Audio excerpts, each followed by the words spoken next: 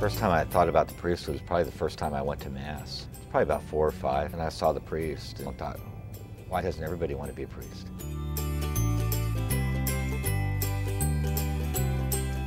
I grew up in a Cuban-American home.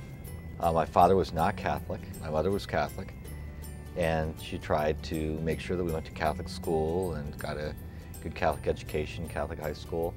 When I was 10 years old, my mother had a lump in her breast, and so she went into the hospital. It just so happened that the Pilgrim Virgin at Fatima was visiting my parish at that time.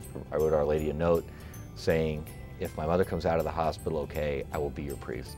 As it turned out, everything was fine and the tumor was benign. She came home with good health and I came home with a vocation.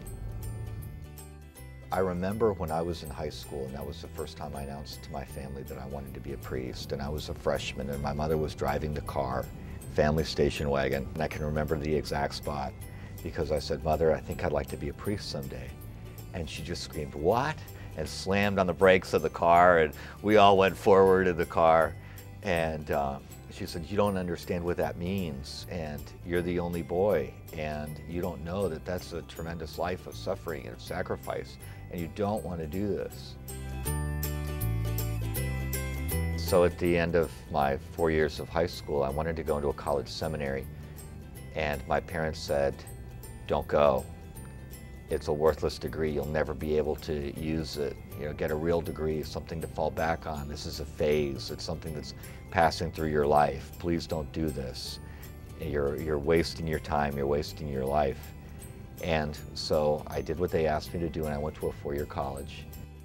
So after 4 years of college, I went to see the Diocesan Vocations Director and told him I was ready, and he said, do your parents know you're here? And I said, no, they're not gonna like hearing this.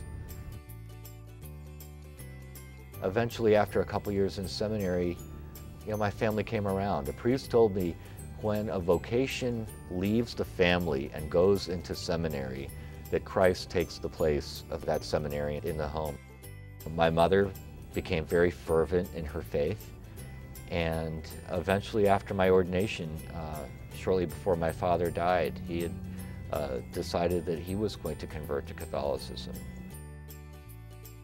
My mother told me last year that she could not imagine me doing anything else, and how happy she was that I had chosen this life, that I had chosen to answer God's call.